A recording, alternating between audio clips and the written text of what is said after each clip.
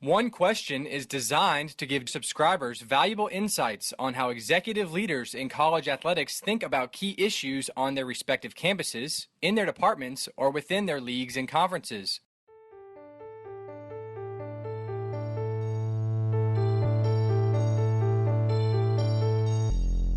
Greetings, this is Ty Brown, and welcome to One Question, where we highlight executive leaders in college athletics. Our guest today is Devon Thomas. Devon is the Senior Associate Athletics Director for External Affairs at Eastern Washington University. Greetings, Devon. Thanks for joining us today.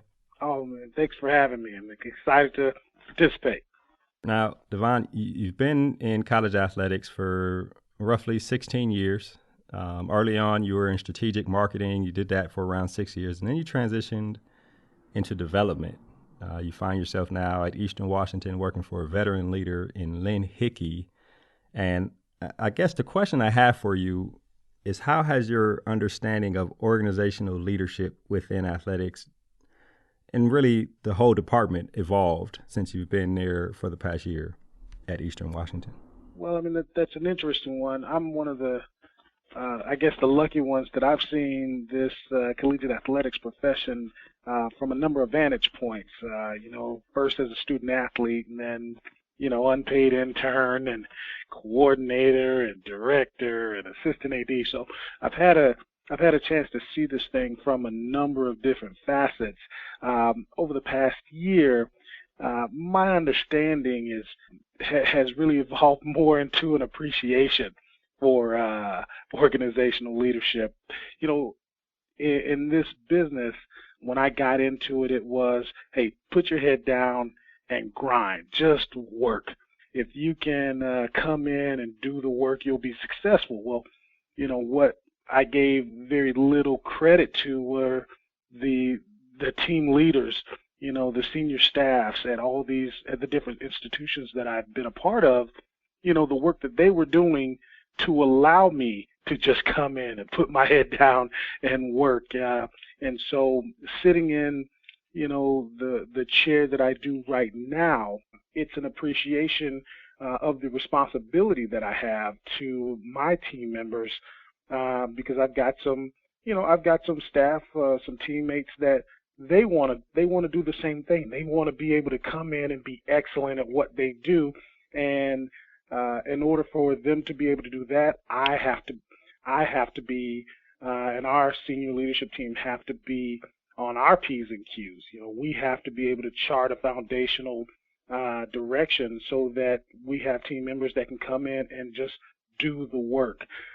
So that appreciation over the last year has really, really grown, because it comes to a point where I'm in a seat now that I can no longer just work in a department. I have to work on the department as well. Right. It sounds like you've grown to have a better appreciation for accountability as a leader. Oh, yeah, absolutely. I wonder the influence, and Lynn has been in college athletics for a while. She had a couple stops, and I wonder her influence in terms of, you've gotten to know her well probably over the last year working with her. Tell me about that aspect of working for someone who has experience in learning what to do, what not to do, all those, a broad range of leadership. Mondays around here are fraught with meetings, but what I do get is time with Lynn to just pick her brain. And she knows that part of me taking this role was to work for someone like her, someone who has seen a lot, who has done a lot. I mean, if you know her career, basketball committees and coaching, and she's one of the champions of the game. So I get an opportunity to just pick her brain and hey, Lynn, I'm thinking about this. What do I need to be cognizant of? And I'll tell you, I've worked with some good AD. She is right up there with some of the best that I've worked with, in that very little surprises her. I think, here I am. I've been in, heck, she's been an AD longer than I've been in college athletics. And so I think I've got this wonderful hot shot new idea that I'm going to do. She'll tell me, hey, but have you thought about this? And I go, well, no. Why would I think about that? So her leadership and her ability to mentor myself and the rest of our staff, just given the fact that she has sat in a lot of these meetings, she's sat in a lot of these chairs to know what not to do, but then also chart a direction. Yeah, yeah. When you talk about growth of understanding organizational leadership within athletics, she's actually doing you a definite service, right? Because now you have to think about those things. Yeah, that's excellent.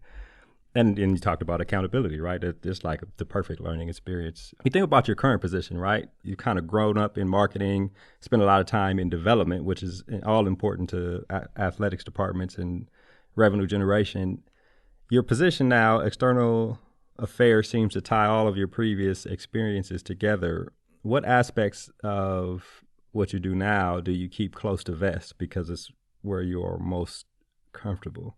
I wish I had I wish we lived in a world where I could do what I wanted to do the most. Right, yeah, exactly. That's a part of leadership, right? Yeah, I think the thing that I would prefer to do most would be the marketing side of things. I really enjoyed my time in marketing. It was, it was fun.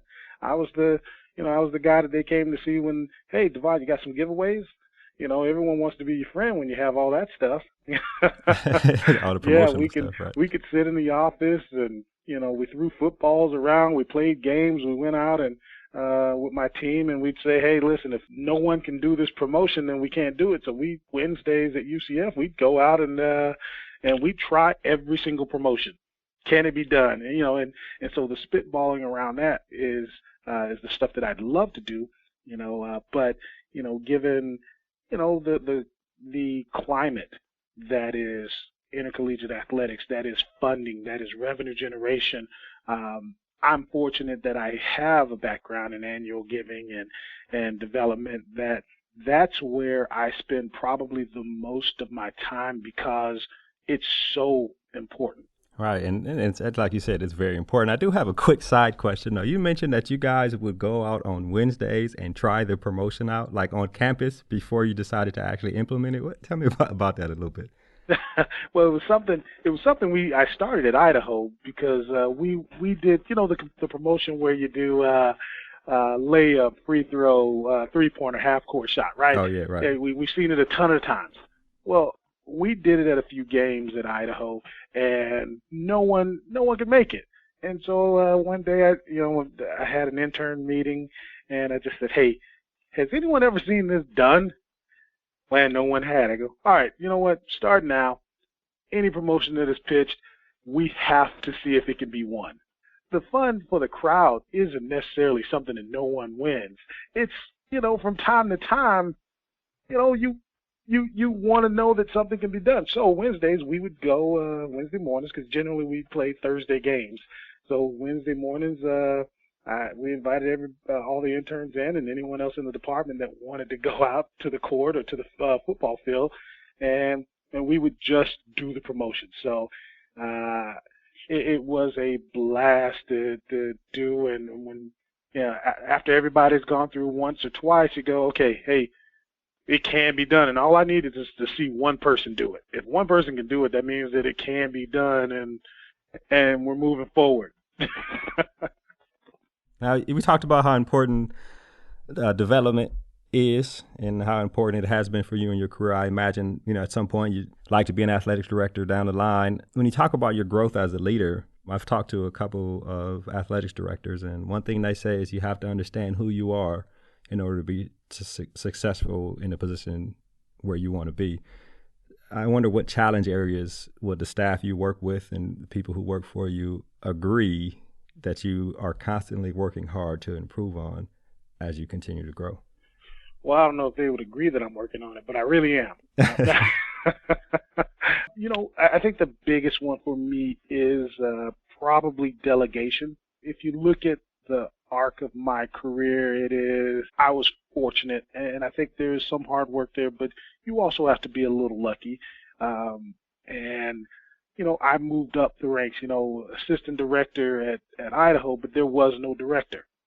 So 2 years later, I'm the director of marketing, but I got that job at 24 years old as assistant director. So 4 years later, 3.5 years later, you're assistant AD at 27, 28 years old of marketing, and the expectations there. You're supposed to be we've got directors of marketing, you got interns, and you got other things, people that do the little things, so to speak. Well, I remember at Idaho about 3 years in, our intern team sat down with me, and I just asked how things were going, and they said, well, you do everything.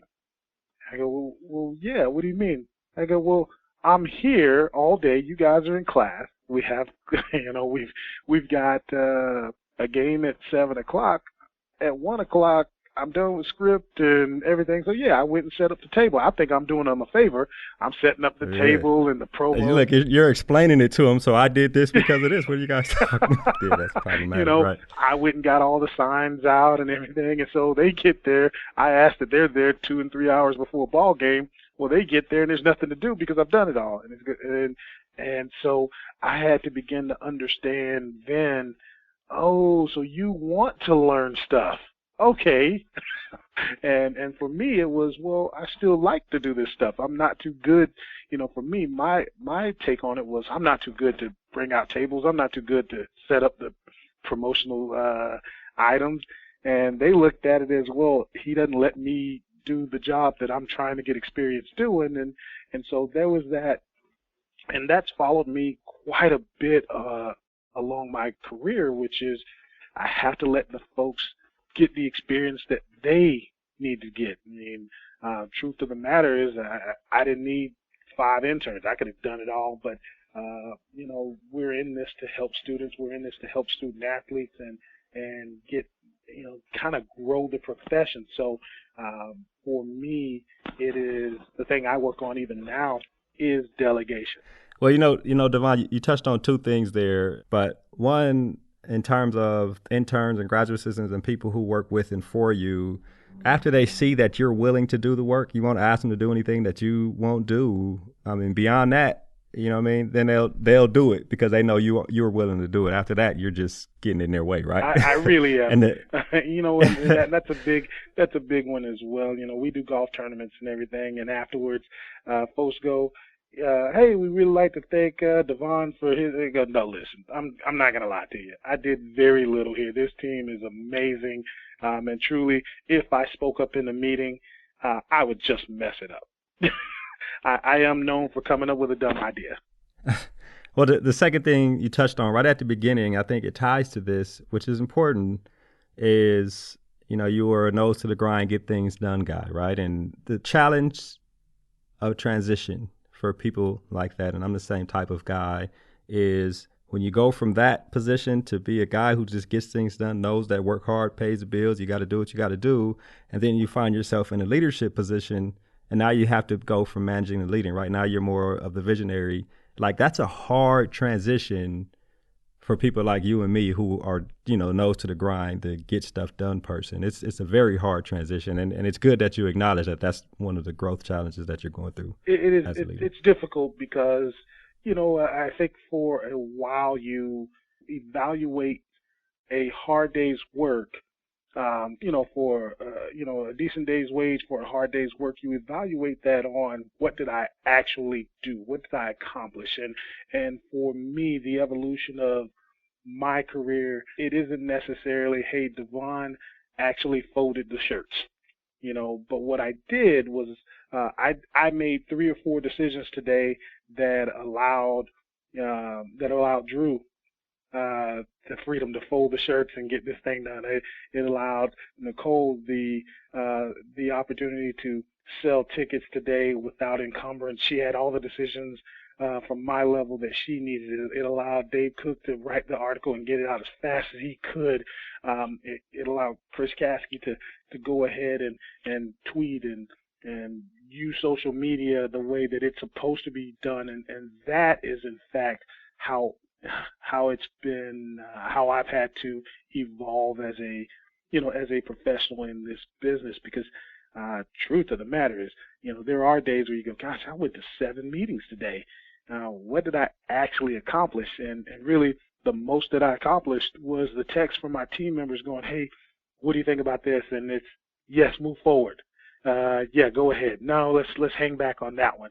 And I think those are the things that Lynn has helped quite a bit me understand is it isn't, if you're not doing those things, if you're not making the decisions to allow your team to work, it will stall.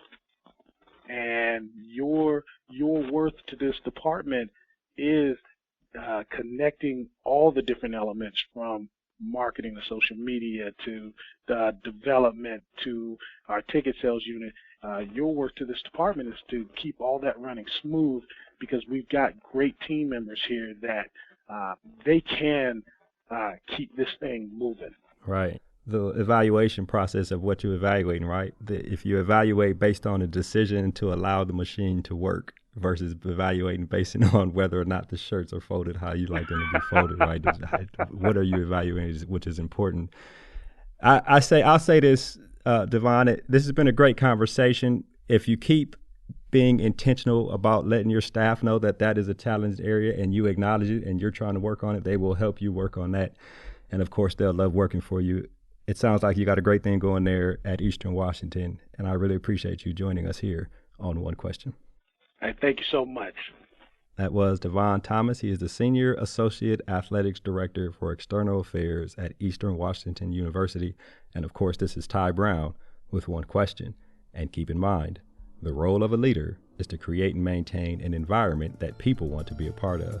And as always, be better tomorrow than you are today.